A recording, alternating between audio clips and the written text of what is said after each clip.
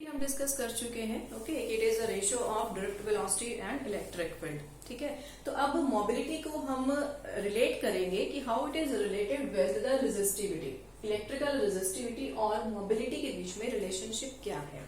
ठीक है, तो स्टार्ट करते हैं हमारे वो फॉर्मूलाज जो हम पहले पढ़ चुके हैं। देखिए, आप पढ़ चुके हैं कि I जो है is equal to ANEVD।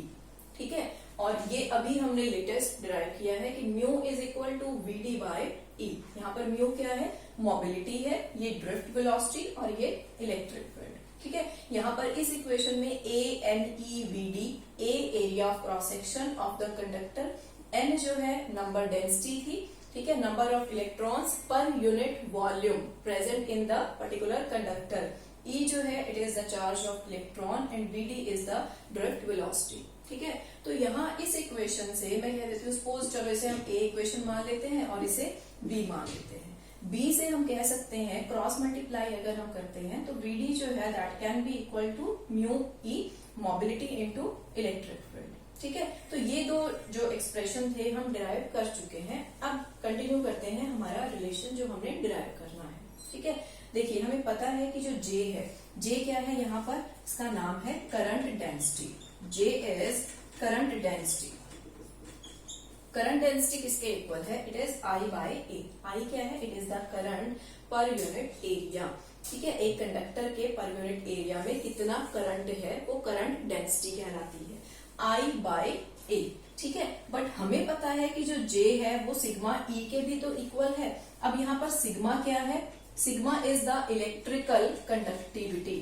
Sigma is the electrical conductivity, but we all know कि जो कंडक्टिविटी है that is reciprocal of resistivity, isn't it? Yes, sigma जो है it is reciprocal of resistivity. तो सिग्मा जो है 1 बाय रो भी हम लिख सकते हैं। ठीक है, यानी कि अगर यहां से मैं इसकी जगह सिग्मा की जगह रो पुट कर देती हूँ तो मेरी इक्वेशन बन जाती है E बाय रो।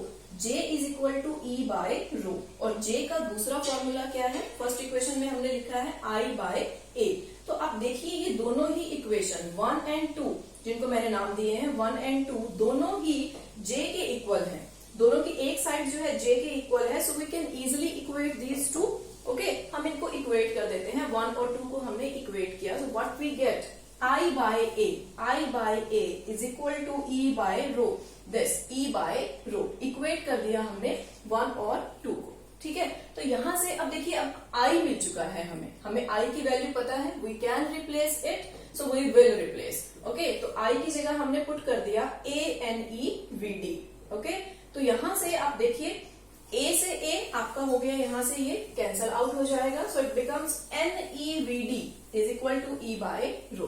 क्लियर? अब ड्रिफ्ट वेलोसिटी रिलेशन हमने निकाल रखा है already. Using this equation directly we will use VD is equal to mu E। तो VD की जगह पुट कर दिया गया है म्यू E। ठीक है, अब यहां पर भी इलेक्ट्रिक फील्ड इधर भी है, तो दोनों साइड से हमने इसको कर दिया आपस में कैंसल आउट। क्लियर? तो ये बन गया आपका NE mu is equal to 1 by rho, और we can simply write rho is equal to 1 by NE mu. So this is the main expression which relates electrical resistivity rho with the mobility.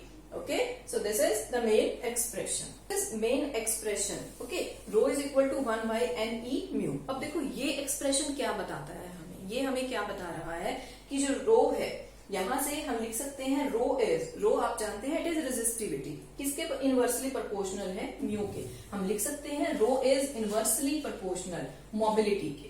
Okay, तो अगर यहां से हम mobility को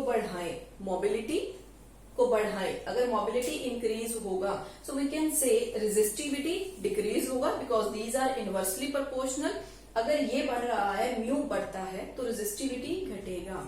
resistivity अगर घट रही है तो conductivity obviously it will increase. तो हम सिंपली ये कह सकते हैं कि इलेक्ट्रॉन्स की मोबिलिटी जितनी ज्यादा बढ़ेगी, जितने ज्यादा इलेक्ट्रॉन्स मूव करेंगे उतनी ही कम रेजिस्टिविटी होगी, मतलब वहां पर कंडक्टिविटी उतनी ही ज्यादा इंक्रीज होगी। Okay, so these all parameters are interconnected with each other. So mobility is also related with the conductivity.